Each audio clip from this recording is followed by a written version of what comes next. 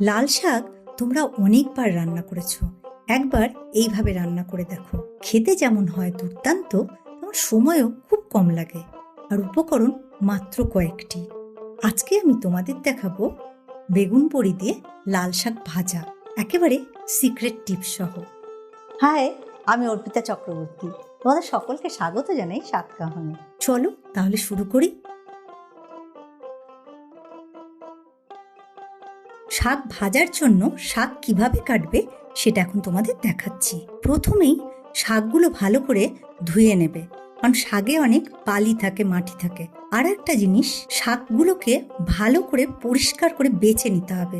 অনেক সময় পাতার তলায় পোকায় ডিম পাড়া থাকে, তো সেইগুলো যদি আমরা পরিষ্কার করে না নিই, পেটের প্রবলেম হতে পারে। এবার শাকগুলোকে একটা জায়গায় ভালো করে ধরে নেব, তারপরে এটাকে ভালো করে কাটবো। তাহলে দেখবে খুব সুন্দর কুচনো কাটা হচ্ছে। দেখো কত সুন্দর কুচনো হচ্ছে। ঠিক এইভাবে কাটতে হবে, তাহলে কি হবে, একই মাপের শাকগুলো কাটা হবে আর রান্নাটাও ঝটপট হয়ে যাবে, আর খেতেও খুব সুস্বাদু হবে, যেহেতু আমি এক মাপের কেটেছি। বেগুন কেটে নেব। একটা ছোট বেগুন নিচ্ছি, এটাকে ডুমো করে কাটছি। আর রসুন খোসা ছাড়িয়ে কুচিয়ে নেব। এবার রান্না বসাবো। কাঁধা ছাড়া একটা কড়াই নিয়ে নিয়েছি, এতে এবার 1/4 কাপ মতো তেল দিচ্ছি। বড়ি ভাজবো, কারণ বড়ি ভাজতে একটু তেল বেশি লাগে। তেল গরম হয়ে গেছে, বড়িগুলো ছেড়ে দিচ্ছি। এই 15 থেকে 20টা মতো আমি বড়ি নিয়েছি, একটু লালচে করে ভেজে নেব।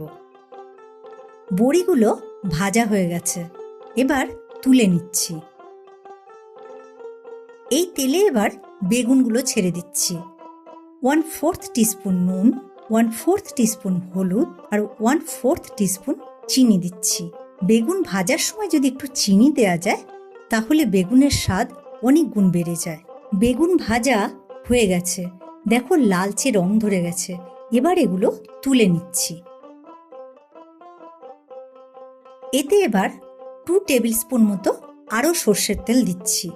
এবার এক এক করে ফোড়ন দেব। 1/4 টিস্পুন কালো জিরে, 2টো শুকনো লঙ্কা আর 4 কোয়া কুচনো রসুন।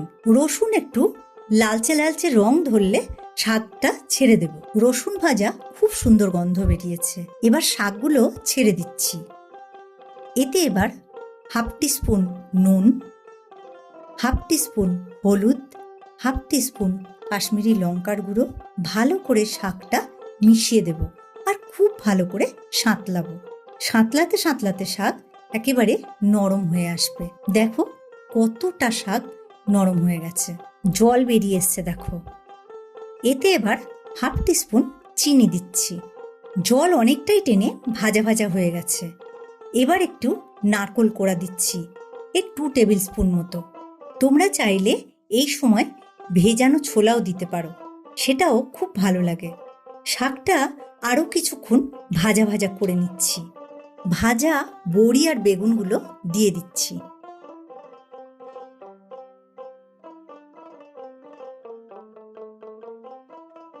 আর দিচ্ছি 2টো চিরা কাঁচা লঙ্কা। ঝটপট তৈরি হয়ে গেল বেগুন বড়ি দিয়ে লাল শাক ভাজা। অবশ্যই ট্রাই করবে আর আমাকে কমেন্ট করে জানাবে। আমার মনে হয় তোমাদের খুব ভালো লাগবে।